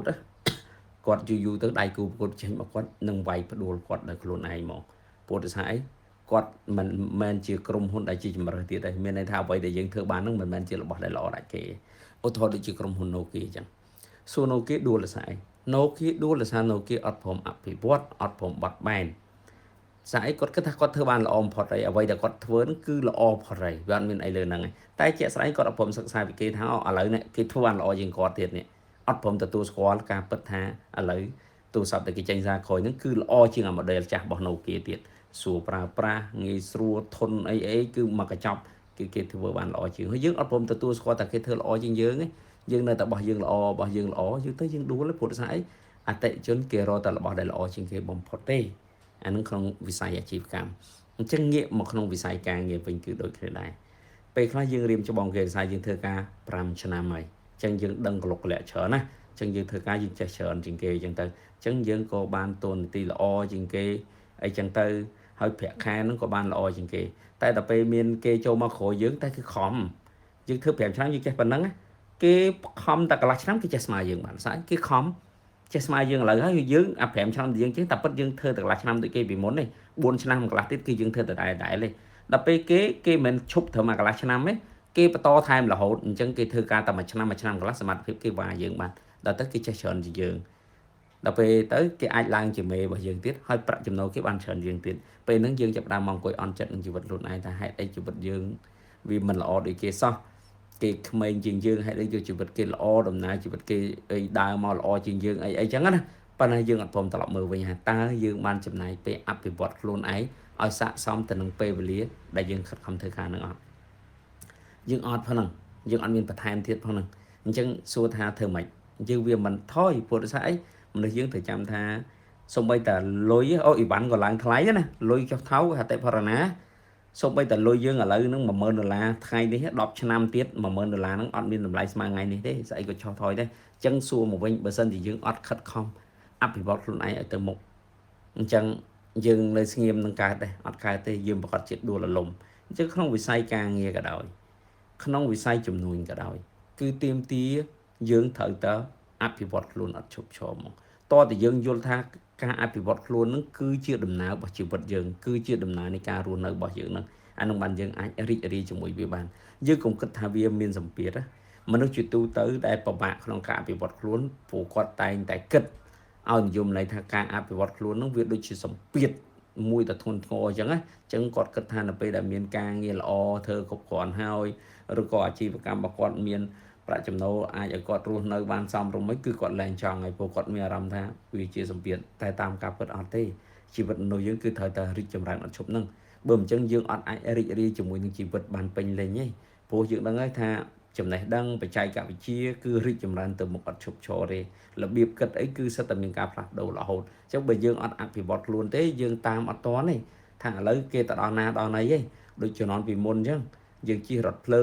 ើងអញ្ចឹងដុតប្រើចំហាយទឹកទៅក្រោយមកគេចាក់សាំងចាក់ភេងអីក្រោយមកគេប្រើដល់អគ្គិសនីអីចឹងណាព្រោះឥឡូវគេប្រើដល់ម៉ាញ៉េទិកអីណាណីដល់ណាដល់ណីទៀតចឹងអញ្ចឹងវាលឿនទៅអញ្ចឹងយើងចាប់អត់ទាន់ទេដូចពីមុនយើងចាយកាក់តមកចាយកណ្ដាស់ឥឡូវហ្នឹងកណ្ដាស់គេលែងនឹងចាយទៀតគេចាប់តាមចាយលុយ digital អីចឹងទៅ scan បាញ់តាមធនាគារអីចឹងទៅហូចបើយើងអត់ព្រមសិក្សាស្វែងយល់យើងនៅតែអត់ចេះហ្នឹងអញ្ចឹងវាពិបាកចំពោះយើងមែនតើហ្មងអញ្ចឹងសរុបទៅតើតើយើងមានអផ្នត់គំនិតមួយគឺបន្តការរៀនសូត្រអញ្ចឹងយើងត្រូវធ្វើម៉េចឆ្លៀតមានន័យថាបង្កើតទម្លាប់មួយជាក់លាក់ក្នុងការរៀនឧទាហរណ៍ថាយើងជាបុគ្គលម្នាក់ដែលត្រូវចូលធ្វើការម៉ោង7ព្រឹកថ្ងៃយើងត្រូវទៅដល់ក្រុមហ៊ុនមុនម៉ោង7អាច6កន្លះឬក៏មុន6កន្លះទៀតយកពេលកន្លះម៉ោងនោះដើម្បីអភិវឌ្ឍខ្លួនទៅលើចំណេះដឹ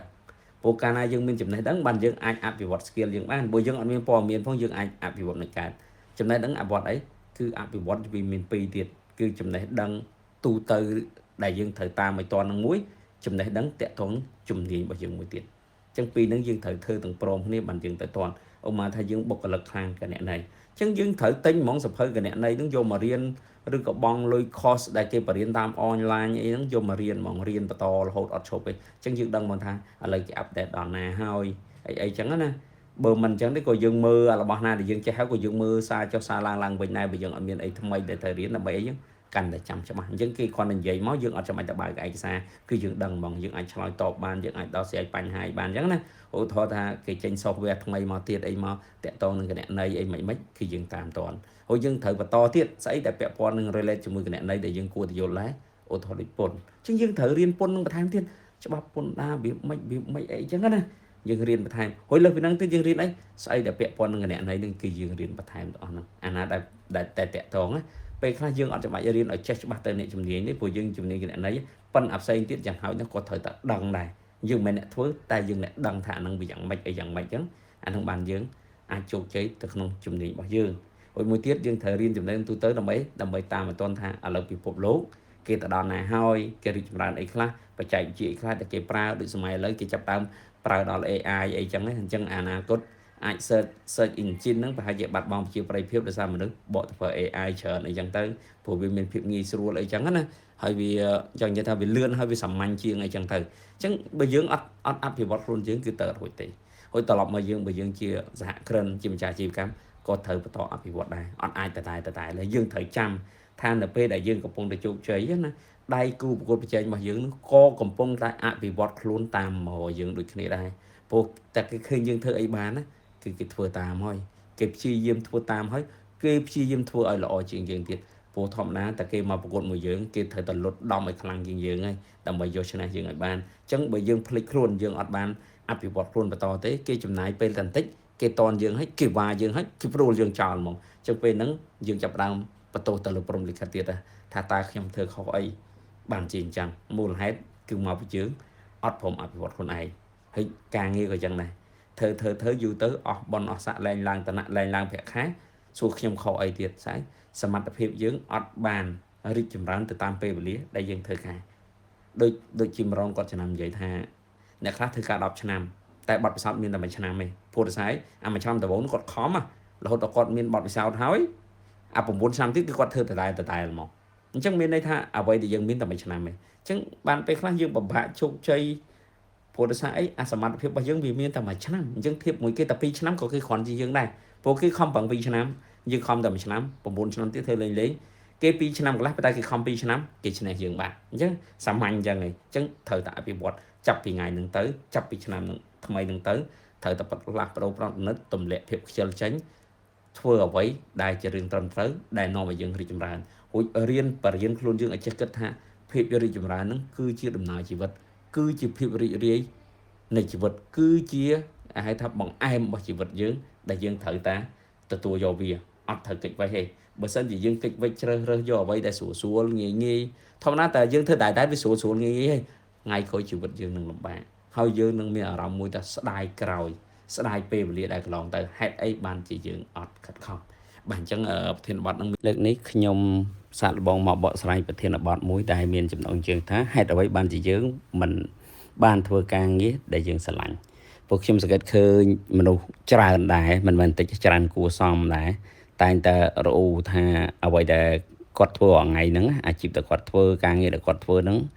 វាមិនមែនជាការងារដែលគាត់ស្រឡាញ់ទេអញ្ចឹងវាធ្វើគាត់មិនអាចបញ្ចេញសក្តានុពល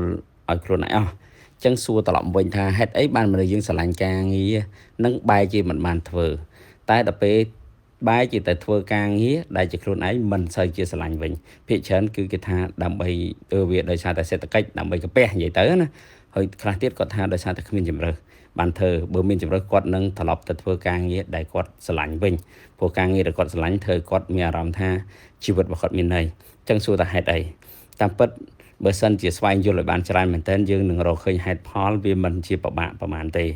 ហេតុផលសំខាន់បំផុតរបស់មនុស្សយើងដែលខ្ញុំសង្កេតឃើញណាមិនខ្ញុំសង្កេតមកខ្ញុំរៀនទៅតាមទ្រឹស្ដីអញ្ចឹងទៅហើយយកមកមើលជាក់ស្ដែងទៅឃើញថាវាពិតបានយកមកនិយាយហ្នឹងពិតវាមិនគ្រប់ការងារដែលយើងបានធ្វើរាល់ថ្ងៃហ្នឹងវាមិនមែនជាកាត់ចេញដោយសារយើងស្រឡាញ់ការងារហ្នឹងទេវាកាត់ចេញដោយសារយើងធ្វើការងារហ្នឹងកើតឲ្យល្អក្នុងកម្រិតរបស់យើងហ្នឹងយើងធ្វើកើតឲ្យល្អដែលនាំហេតុឲ្យយើងធ្វើការងារហ្នឹងហើយអាការងារដែលយើងស្រឡាញ់ហ្នឹងយើងធ្វើវាអត់កើតធ្វើអត់បានល្អអញ្ចឹងជាហេតុធ្វើឲ្យយើងអត់បានធ្វើការងារហ្នឹងទេព្រោះការងារជាទូទៅយើងច្រើនតែមិនមែនអត់មានឱកាសមនុស្សតែងតែមានឱកាសរហូតហ្នឹងតែពេលមានឱកាសហ្នឹងយើងអត់បានបង្ហាញឲ្យឃើញថាយើងធ្វើវាបានល្អទេតែពេលយើងអត់អាចធ្វើបានល្អយើងក៏ខ្វះការគ្រប់គ្រងដើម្បីបន្តទៅលើការងារនឹងទៀតអញ្ចឹងយើងត្រូវតែបោះបង់ការងារនឹងបើសិនយើងធ្វើការងារនឹងទៀតអត់មានការគ្រប់គ្រងអញ្ចឹងវាធ្វើឲ្យយើងមានបញ្ហាច្រើនយើងនឹងត្រឡប់ទៅធ្វើការងារទាំងឡាយណាដែលយើងធ្វើកើតព្រោះសង្គមមនុស្សទូទៅហ្នឹងគេអត់ខ្វល់ថាយើងស្រឡាញ់ការងារយើងអត់ទេគេខ្វល់តែមួយតើការងារដែលយើងធ្វើចេញមកហ្នឹងគុណភាពទទួលយកបានអត់លទ្ធផលចេញមកទទួលយកបានអត់បើសិនជាទទួលយកបានគេ support យើងគេគ្រប់គ្រងយើងក្នុងការបន្តតែបើយើងធ្វើចេញមកមិនទទួលយកបានទេលទ្ធផលហ្នឹងគេមិនអាចទទួលយកបានទេគឺគេមិនគ្រប់គ្រងយើងទេឥឡូវឧទាហរណ៍មួយថាយើងចូលចិត្តច្រៀងតែយើងអត់បានខំប្រឹងវឹកហាត់ច្រៀងឲ្យប្រុសទេយើងចេះតែច្រៀងមុំអញ្ចឹងគេដំបូងគេចេះតែសាទរយើងឯម្នាក់ជុំវិញខ្លួនមិត្តភ័ក្តិអបអាននេះប៉ុន្តែយូរទៅគេក៏ធុញទ្រាន់ក្នុងការគ្រប់គ្រងយើងដែរព្រោះដោយសារអីគេស្ដាប់វាអត់ចូលទៅជាអញ្ចឹងយូរគេធុញហ្មងគេអត់ចង់ទេអញ្ចឹងយូរទៅយើងនឹងឈប់ច្រៀងដោយខ្លួនឯងដោយសារតែយើងខ្វះអ្នកគ្រប់គ្រងជំរុញឲ្យយើងបន្តការច្រៀងទៀតអញ្ចឹងការងារផ្សេងក៏ដូចគ្នាដែរអញ្ចឹងសួរមូលហេតុកំហុសឲ្យគេកំហុសនោះគឺកំហុសខ្លួនយើងរបៀបម៉េចមនុស្សយើងជាទូទៅអត់សូវប្រឹងប្រែងធ្វើការដែលយកចិត្តទុកដាក់ទេអាការងារដែលខ្លួនឯងស្រឡាញ់ហ្នឹងអត់បានយកចិត្តទុកដាក់ធ្វើវាឲ្យបានល្អបំផុតទេលើថាអានតែការងារខ្លួនឯងស្រឡាញ់ធ្វើវាគ្រាន់តែជាលក្ខណៈ hobby មានន័យថាដូចជាចំណូលចិត្តគ្រាន់តែជាការកម្សាន្តណាធ្វើការងារដែលខ្លួនឯងស្រឡាញ់ហ្នឹងធ្វើគ្រាន់តែជាការកម្សាន្តទេអត់បានដាក់ចិត្តដាក់កាយធ្វើវាមែនតើទេដល់ពេលអញ្ចឹងលទ្ធផលចេញមកវាទាបខ្លាំងអញ្ចឹងធ្វើឲ្យខ្លួនឯងអត់អាចយកអាការងារដែលខ្លួនឯងស្រឡាញ់ហ្នឹងចាប់ជាអាជីពបានទេគឺច្រើនមែនតើអញ្ចឹងនៅក្នុងកន្លែងណាក៏ចឹងដែរខ្ញុំអាចយល់រឿងនេះខ្ញុំសង្កេតច្រើនថាហេតុអីបានឧទាហរណ៍ការងារខ្លះមួយចំនួនមិនគ្រប់គ្នាចូលចិត្តធ្វើឧទាហរណ៍សោះថាបុគ្គលិកអនាម័យចុះមនុស្សភាគច្រើនមានណាសូវចង់ធ្វើទេបើយើងគិតមើលកើតមកពីក្មេងមកគ្មានអ្នកណាដែលមានក្តីសម័យចង់ខ្លាចជាបុគ្គលិកអនាម័យទេមិនបានគាត់មកធ្វើបុគ្គលិកអនាម័យតែដល់ពេលយើងអាចទៅអង្គុយនិយាយមួយគាត់សួរពីដំណើរដើមតងការងាររបស់គាត់យល់ពីគាត់ដូចយើងដឹងថាក្រៅពីបុគ្គលិកអនាម័យហ្នឹងគាត់អត់អាចធ្វើបានទេការងារផ្សេងគឺគាត់ធ្វើអត់កើតទេធ្វើអត់បានល្អអីចឹងណាអត់អាចធ្វើឲ្យគេទុកចិត្តបានឬក៏គេអត់អាចទទួលយកបានតែដល់ផ្នែកអនាម័យហ្នឹងវាចង់និយាយអត់ត្រូវការស្តង់ដារខ្ពស់កម្រិតទទួលក៏ត្រូវប៉ុណ្ណឹងក៏ធ្វើបានអញ្ចឹងគាត់ក៏ធ្វើចាប់អាជីពហ្នឹងធ្វើតទៀតទៅវារបៀបអញ្ចឹងធ្វើគាត់ខ្លាយចាប់អាជីពជាបុគ្គលិកអនាម័យបន្តទៅទៀតបានអញ្ចឹងទៅមួយទៀតអ្នករបៀបថាឧទាហរណ៍មួយទៀតចុះដើរហេតុចាយត្រុកតាមផ្លូវហ្នឹងសួរថាពីណាគេមានក្តីសម័យដើរកាន់បាវមួយដើរហេតុចាយអត់មានណាមានក្តីសម័យទេមនុស្សមានក្តីសម័យផ្សេងប៉ុណ្ណឹងប៉ុន្តែបានធ្លាក់មកដល់ហ្នឹងដល់ពេលយើងសង្កេតមើលដំណើរជីវិតគាត់សួរទៅបានយើងថាតែពិតគាត់មិនមែនតាំងពីទូចមកកើតមកគាត់ហេតុចាយអញ្ចឹងទេគាត់មានការងារផ្សេងច្រើនក្នុងឱកាសការងារច្រើនទៀត តែដោយសារតែគាត់ចាប់អត់បានគាត់បានយកចិត្តទុកដាក់ផឹងផែងនៅក្នុងឱកាសហ្នឹងដល់យូរឱកាសហ្នឹងក៏របូតអស់ទៅសមត្ថភាពក្នុងការចាប់ឱកាសកាន់តែតិចទៅគាត់ក៏មកចាប់អ្វីដែលគាត់អាចធ្វើបានគឺហេតុចាហ្នឹងហើយវាស្រួលស្ពីតបេមួយចឹងទៅដើរខំផឹងហើសទៅពេលខ្លះត្រូវការព្យាយាមប៉ុន្តែពេលខ្លះមិនមែនជាការព្យាយាមគឺជាគេថាការជំរុញតាមប្រភេទមិនធ្វើមិនបានមិនធ្វើដាច់ពោះអញ្ចឹងទោះបីជាគាត់ខ្ជិលមិនខ្ជិលក៏គាត់ត្រូវតែរើសដែរបើមិនរើសគឺដាច់បាយអញ្ចឹងគាត់ព្យាយាមរើសទៅធ្វើគាត់អាចចិញ្ចឹមជីវិតជាមួយនឹងអាជីពនឹងបានទៅអាហ្នឹងអញ្ចឹងដល់ពេលយើងសង្កេតឃើញច្រើនមិនយើងដឹងហើយខ្លះទៀតមិនមែនឱកាសការងារផ្សេងអត់ផ្ដល់ឲ្យដូចគ្នាប៉ុន្តែគ្រាន់តែថាអត់ចាប់អត់បានឥឡូវឧទាហរណ៍ដូចពីក្មេងអញ្ចឹងយើងចង់ធ្វើកិច្ចការធំចង់តែដល់ពេលចូលរៀនយូរទៅយើងនឿយណាយយើងធុញទ្រាន់មួយការរៀនឃើញអត់អ្នកខ្លះក៏បោះបង់ការសិក្សានឹងចោលទៅអាហ្នឹងហើយគេហៅថាបោះបង់ឱកាសរីកចម្រើនអញ្ចឹងទៅដល់ពេលអត់មានចំណេះវិជ្ជាអត់មានចំណេះហ្នឹងក៏មិនអាចធ្វើកិច្ចការតាមក្តីសម័យរបស់ខ្លួនឯងបានអញ្ចឹងទៅហើយត្រឡប់មកទៀតខ្លះទៀតហ៊ានចប់ហ៊ានអីចឹងហើយដល់ចេញមកធ្វើការធ្វើងារឬក៏ចាប់អាជីវកម្មបែបក្រៅប្រព័ន្ធអីណាគេហៅរបៀប freelance ធ្វើការខ្លួនឯងរកស៊ីអីលក់ដូរអញ្ចឹងទៅគាត់ចង់បានចង់ធំដូចគេហ្នឹងតែគាត់ក៏ដឹងដែរអ្វីដែលគេប្រាប់ថាដើម្បីយើងអាចធ្វើកិច្ចការបានធំយើងត្រូវតែមានសមត្ថភាពយើងត្រូវមានចំណេះវិជ្ជាច្រើនអញ្ចឹងយើងត្រូវរៀនបន្ថែមច្រើនយើងត្រូវអានទៅអីចឹងទៅតែគាត់ខ្ជិលអត់ចង់ធ្វើការអភិវឌ្ឍខ្លួនឯងដើម្បីមានសមត្ថភាពគ្រប់គ្រាន់ដើម្បីទៅធ្វើការងារដែលជាក្តីសម័យរបស់ខ្លួនឯងគាត់ខ្ជិលក្នុងការអភិវឌ្ឍខ្លួនអញ្ចឹងគាត់អត់អាចធ្វើការងារនឹងបានអញ្ចឹងគឺគាត់បង្ខំចិត្តត្រូវទៅធ្វើការងារបច្ចុប្បន្នរបស់គាត់ដដែលហ្នឹងទៅជាមួយស្ថានភាពដែលវាអត់មានសម្ពាធជាមួយគាត់ធ្វើលេងផលិតផលមិនជាពេញចិត្តទេតែអត់ជំរើសក៏បន្តធ្វើអញ្ចឹងទៀតទៅអញ្ចឹងសរុបមកវិញអ្វីដែលខ្ញុំចង់ប្រាប់ថាប្រសិនបើយើងចង់ធ្វើការងារអីមួយអ្វីដែលសំខាន់បំផុតជាមួយយើងគឺព្យាយាមធ្វើការងារនោះឲ្យបានល្អបំផុតមានន័យថាអភិវឌ្ឍសមត្ថភាពខ្លួនឯងឲ្យគ្រប់គ្រាន់សមស្របជាមួយនឹងការងារដែលយើងស្រឡាញ់ពេលនោះការងារហ្នឹងនឹងអនុញ្ញាតឲ្យយើងបានធ្វើឯងផ្ទុយមកវិញបើសិនបើយើងអត់បានអភិវឌ្ឍសមត្ថភាពរបស់យើងឲ្យគ្រប់គ្រាន់ស្របទៅនឹងទំហំការងារហ្នឹងទេយើងអត់អាចក្តាប់ការងារនឹងបានទេពេលខ្លះយើងសឹងតែគ្មានឱកាសបានសាកល្បងផងពេលខ្លះទៀតទោះមានឱកាសបានសាកល្បងក៏យើងនឹងរបូតចេញពីការងារនឹងដល់ខ្លួនឯងដែរព្រោះតែស្អីយើងអត់អាចធ្វើការងារនឹងកើតគ្មានអ្នកណាគ្រប់គ្រងយើងជាមនុស្សម្នាក់ដែលធ្វើការងារនឹងអត់កើតបានទេគេមិនអាចទ្រាំគ្រប់គ្រងយើងដែលធ្វើការជាមួយនឹងលទ្ធផលអន់នឹងកើតទេអញ្ចឹងអ្វីយើងត្រូវធ្វើគឺព្យាយាមអភិវឌ្ឍខ្លួនឯងអញ្ចឹងដើម្បីកុំឲ្យស្ដាយក្រោយគឺចាប់ពីថ្ងៃហ្នឹងទៅនៅពេលដែលបានស្ដាប់ការបញ្យល់នឹងហើយគឺត្រូវតែភ្ញាក់លើកឡើងវិញស្រឡាញ់អីពេញចិត្តអីព្យាយាមធ្វើវាឲ្យបានល្អបំផុតកាលណាតែយើងធ្វើបានល្អបំផុតណាមនុស្សទូទៅនឹងគ្រប់គ្រងយើងធ្វើកិច្ចការហ្នឹងព្រោះដោយសារអីយើងធ្វើបានល្អបំផុតយើងនឹងបង្កើតជាប្រយោជន៍ចេញពីអ្វីដែលយើងធ្វើហ្នឹងទៅមនុស្សជាច្រើនអញ្ចឹងមនុស្សជាច្រើនទៀតនឹងគ្រប់គ្រងនឹងហើយយើងក៏អាចចាប់អាជីពក្នុងផ្នែកហ្នឹងបានដែរបានជាសង្ឃឹមថាការបញ្យល់ហ្នឹងជួយបង្ហាញផ្លូវបន្ថែមដល់បងប្អូនទាំងគ្នាសូមអរគុណនៅបទលើកហ្នឹងខ្ញុំចង់លើកយកពីបញ្ហាផ្លូវចិត្តបន្តិចយកមកចែកម្លែកជាមួយអ្នកទាំងអស់គ្នាគឺហេតុដែលនាំឲ្យមិនសប្បាយចិត្តបើយើងពិចារណាទៅវារឿងហេតុច្រើនណាតែបើយើងយកលក្ខណៈសាមញ្ញមួយយកមកនិយាយដើម្បីងាយយល់ទាំងអស់គ្នាហេតុដែលនាំឲ្យមិនសប្បាយចិត្តហ្នឹងគឺកើតចេញពីការមិនព្រមទទួលយកអ្វីដែលជាការពិតព្រោះធម្មតាតែយើងអត់ព្រមទទួលយកអ្វីដែលជាការពិតយើងទទួលថាវាមិនពិតអាហ្នឹងវាធ្វើឲ្យយើងគេហៅថារបស់មិនពិតយើងសន្មត់ថាវាពិតរបស់ពិតយើងសន្មត់ថាវាមិនពិតអាហ្នឹងវាធ្វើឲ្យយើងប៉ះទាំងប៉ះទិសផ្លូវចិត្តហ្មងចំណុចហ្នឹងខ្ញុំនិយាយចឹងប្រហែលជាពិបាកយល់តែខ្ញុំនឹងបកស្រាយបន្តិចដើម្បីឲ្យងាយយល់ជាងនឹងថាការមិនទទួលយកការពិតហ្នឹងគឺវារបៀបយ៉ាងម៉េចឥឡូវឧទាហរណ៍មួយឲ្យសាមញ្ញឲ្យងាយយល់ហ្មងណាយើងអត់ខំរៀនទេតែយើងចង់បានលទ្ធផលល្អឃើញទេធម្មតាហេតុតែយើងអត់ខំរៀនយើងត្រូវតែអត់ចេះហើយអញ្ចឹងបើយើងពេញចិត្តនឹងភាពអត់ចេះហ្នឹងណាយើងនឹងសប្បាយចិត្តតែផ្ទុយទៅវិញបើសិនជាយើងអត់ពេញចិត្តនឹងភាពអត់ចេះហ្នឹងទេតែយើងអត់ខំរៀនយើងនឹងអត់សប្បាយចិត្តយើងនឹងព្រួយបារម្ភយើងនឹងពិបាកចិត្តអីផ្សេងអញ្ចឹងទៅឧទាហរណ៍មួយទៀតថាយើងចង់បានប្រាក់ខែខ្ពស់ចង់បានតំណែងល្អតែយើងអត់ខំប្រឹងធ្វើការយើងខំប្រឹងលេងហ្គេមយើងធ្វើការលេងអីយើងធ្វើការដែលចង់និយាយថាអត់ព្យាយាមអត់ប្រឹងប្រែងអត់រៀនសូត្របន្ថែមអញ្ចឹងអត់ប្រឹងខ្លួនឯងឲ្យមានសមត្ថភា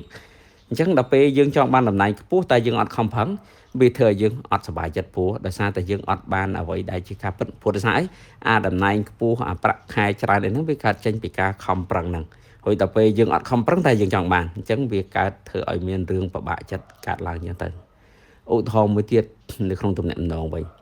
ញឧទាហរណ៍ថាយើងស្រឡាញ់ស្រីស្អាតធម្មតាមនុស្សស្រីដែលស្អាតគាត់ត្រូវការចំណាយពេលវេលាច្រើនក្នុងការរៀបចំខ្លួនគាត់ត្រូវការ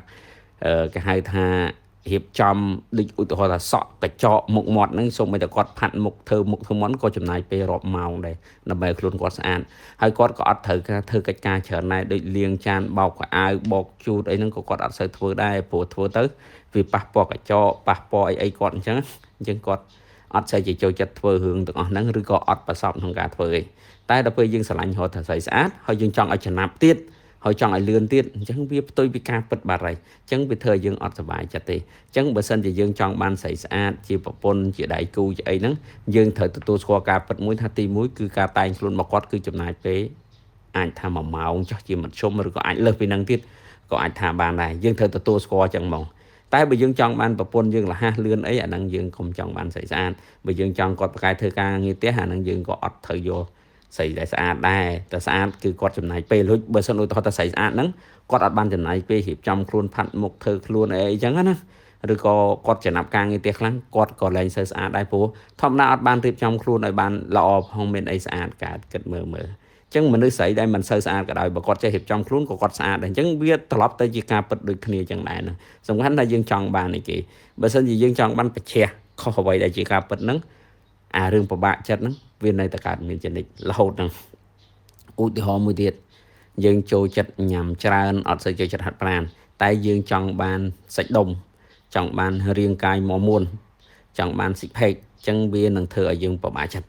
តែផ្ទុយទៅវិញបើយើងអត់ខ្វល់ចង់បានអីទេយើងហូបចុកតាមអីយើងធាត់យើងអីតាមតាណាហើយយើងពេញចិត្តអូខេអាហ្នឹងអត់អីទេអញ្ចឹងសរុបទៅឃើញថាការមិនពេញចិត្តអ្វីដែលជាការពិតឬក៏គេហៅថាមិនទទួលយកអ្វីដែលជាការពិតហ្នឹង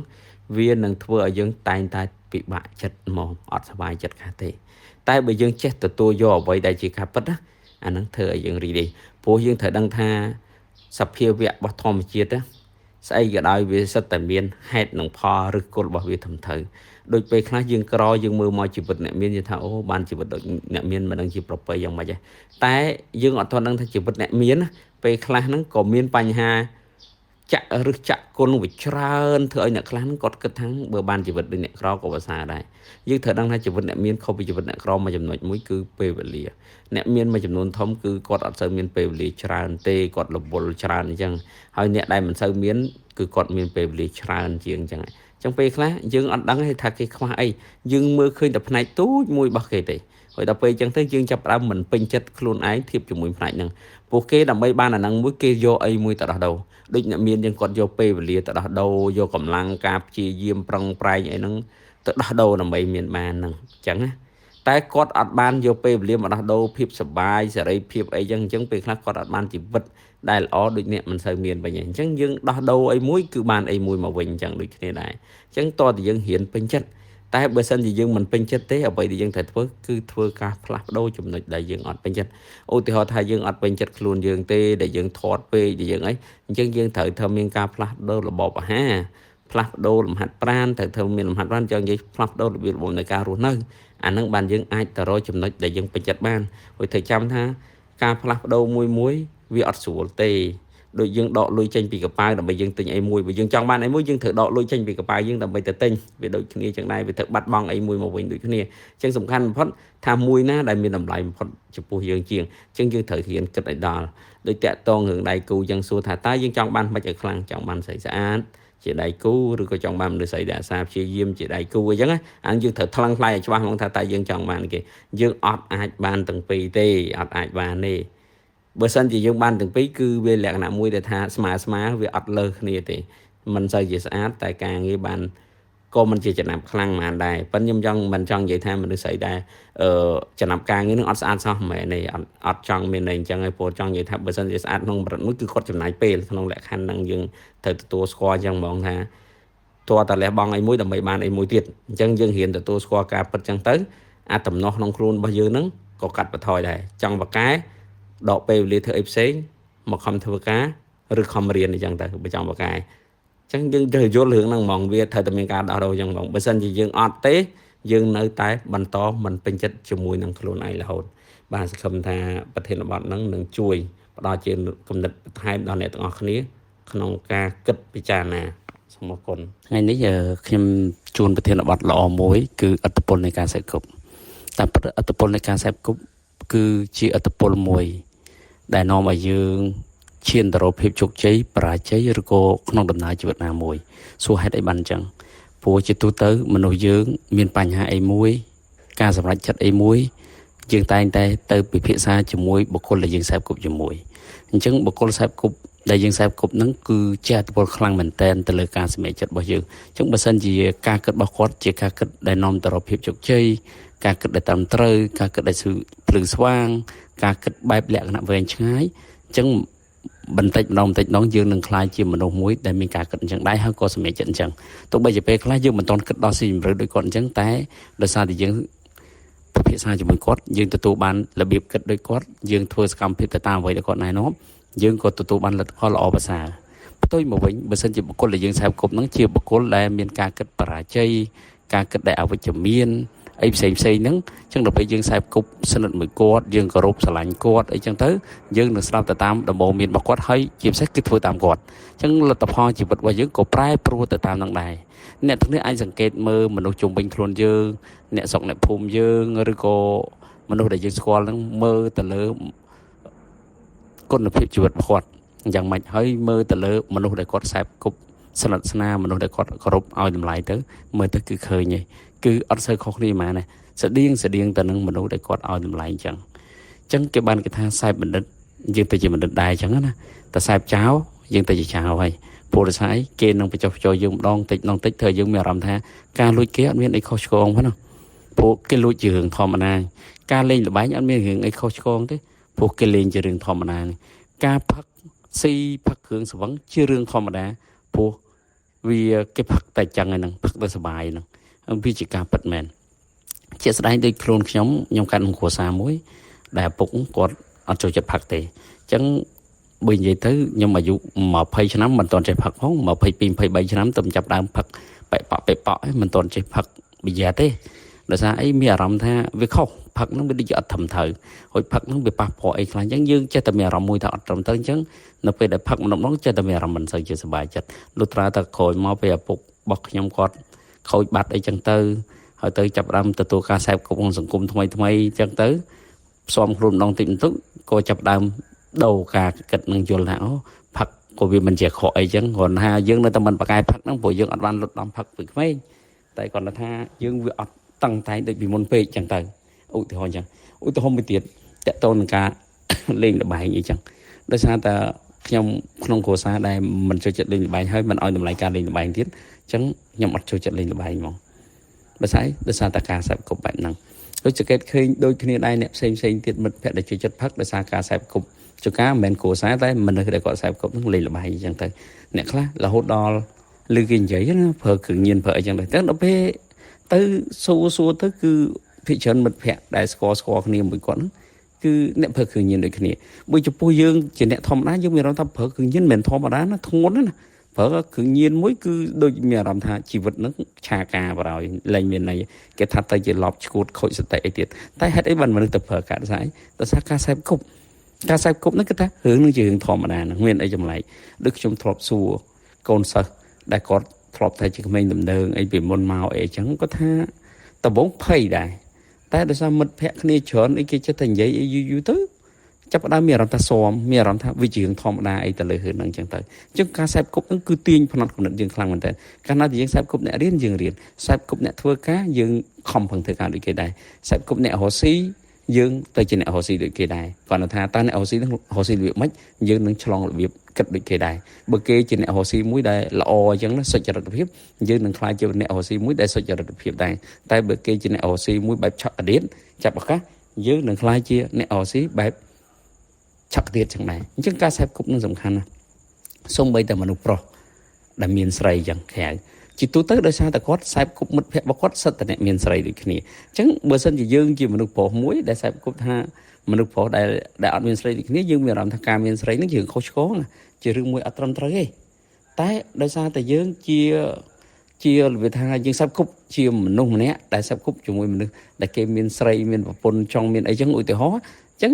យូរទៅយើងមានអារម្មណ៍ថាដូចជាអត់មានខុសឆ្គងអីផងដូចគេដូចឯងអីចឹងទៅ ដូចឧទាហរណ៍ដូចពីក្មេងមកអញ្ចឹងពីក្មេងមកយើងកើតក្នុងពុទ្ធសាសនាក្នុងប្រទេសកម្ពុជាយើងគ្រប់ពុទ្ធសាសនាយើងមានអារម្មណ៍ថាយកប្តីយកប្រពន្ធគេអីឡើងអាការដែកអីចឹងណាព្រោះទៅវត្តតាមភាយើងឃើញរូបភាពអស់ហ្នឹងយើងមានអារម្មណ៍ថាអូអាហ្នឹងជារឿងមួយអត់ធំទៅមកតែនៅពេលដែលធំឡើងឃើញមានបញ្ហានឹងកើតឡើងឆ្ងល់មិនបានអញ្ចឹងតាមពិតវាតកតនឹងការសែបគប់ហ្នឹងការសែបគប់ហ្នឹងវាធ្វើឲ្យមនុស្សហ្នឹងខួរក្បាលហ្នឹងដូរពីរបៀបគិតព្រោះដោយសារតែគេធ្វើរឿងហ្នឹងត្រូវគេនឹងប្រាប់យើងថាធ្វើរឿងហ្នឹងត្រូវអត់ខុសទេដល់ពេលយើងធ្វើម្ដងយើងមានអារម្មណ៍ថាខុសព្រោះដោយសារអីពីក្មេងមកយើងត្រូវបានបង្រៀនថាធ្វើយើងអត់ត្រូវទេតែដល់ពេលយើងធ្វើលើកទី1ទៅយើងមានអារម្មណ៍ថាអត់អីធ្វើលើកទី2លើក3យើងចាប់ដើមមានអារម្មណ៍ស៊ាំជាមួយនឹងទៅធ្វើអស់ហ្នឹងទោះបីជាវាអត់ត្រូវក៏ដោយដូចផឹកចឹងផឹកដំបងពិបាកផឹកដំបងអីមានអារម្មណ៍ថាខុសឆ្គងអីទៅតែដល់ពេលផឹកយូរទៅយើងមានអារម្មណ៍ថាអត់អីផងអាហ្នឹងសុបាយតាហោជក់ឧទាហរណ៍ថាជក់គ្រឿងញៀនខ្ញុំមិនដែរជក់ឯងប៉ុន្តែខ្ញុំគិតថាវាដំណើរដូចគ្នាចឹងដែរថាជក់ដំបងហើយជាពិបាកមានអារម្មណ៍ខុសឆ្គងអីណាអីចឹងប៉ុន្តែពេល2 3 ដងទៅមានអារម្មណ៍ថាធម្មតាលួចក៏អញ្ចឹងដែរ